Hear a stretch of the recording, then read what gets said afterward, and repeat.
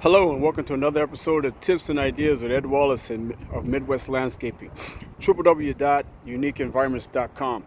We're here in South Los Angeles, California, and we have an investment property that we're looking to do some renovations to help spruce this property up.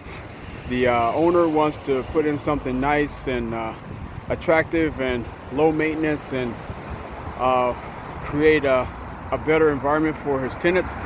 But the reality of it is, in this particular section of town where this particular multifamily apartment building is located, it's in an area where there's a lot of things going on, to say it mildly.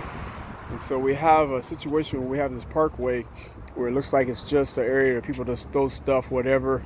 When people get in and out of their cars, they're just walking right out here, but there's a lot of weeds. Apparently there's no maintenance that's been done to this property in a while. One of the issues is being able to get adequate water. There's our water source right here, and being able to carry water over to the opposite side of the parkway would be something we'd have to consider. But because of the location and because of the in and out of people going in and out of their cars getting to the building or wherever they want to go here on this site, it's going to create a situation where any kind of landscaping we'll put in is going to be probably walked on or destroyed. So the consideration that I'm looking at here is possibly doing some decomposed granite out in these parkway areas so that people can get in and out without destroying whatever kind of landscaping it is out here and creating a hazard, also a trip and fall hazard with any kind of plant material. There's a bunch of old Bermuda grass here that we'd have to get rid of and clean up. And also within the planter beds here, we have this one planter bed that's on the north end of the property. This is something to where we can be able to possibly put in some bougainvillea in between the fence posts and have it go up on the side to help beautify this north end of the property. But we have to clean all this stuff out, and there will be decomposed granite ground cover in this area also. I'm thinking about that would be the best thing to do.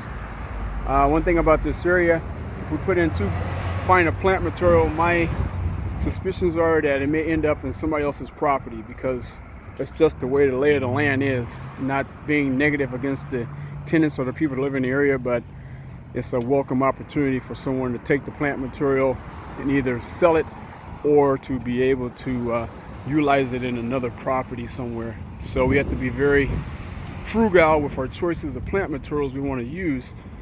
And the only place over here, this area here, we can possibly be able to put in some low budget agapanthus or something that if they were to walk, so to speak, they won't be that much of a loss from the standpoint of the investor putting his money into trying to beautify this place.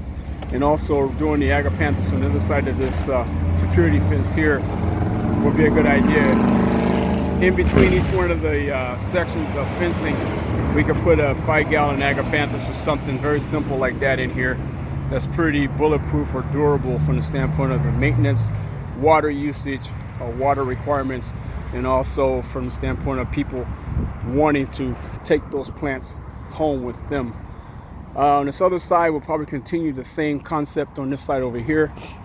We have these rosemaries, which would be nice to put these rosemaries in here. That's another idea, but putting in the size rosemaries that we need would be attractive for them to walk. And so I'm just thinking doing some simple 5-gallon plant materials and going with that. Here we have a castor bean plant, which is actually a native to here, California. Has a beautiful flower, but this is basically a wild plant that's growing here in this planter bed. But this is a castor plant. It's actually poisonous, but you also get castor oil from this particular plant. But we're not going to keep it in here. We're going to get rid of it. The client wanted to put in some cactuses and stuff along this north wall, but this north wall, if we did that, that would create a situation where it may be a hazard to any kind of kids or people that live in this area. They have the kids out here playing, and they was impaled themselves on one of these cactus thorns. It wouldn't be a good thing.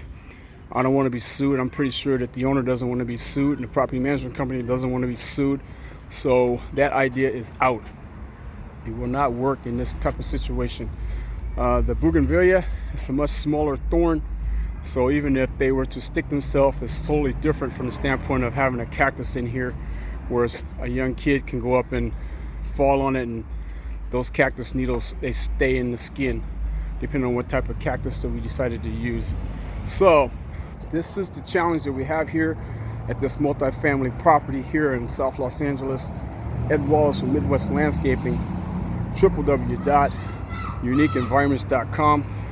We're going to come up with a plan, come up with a concept, an idea on what we can do to beautify this investment property so that the owner can feel proud about his property, and the tenants here can feel proud about their home, and the neighborhood will respect and leave alone and let it grow. Stay tuned for more. Hopefully we'll get this project and I can dial you in later. Have a good afternoon.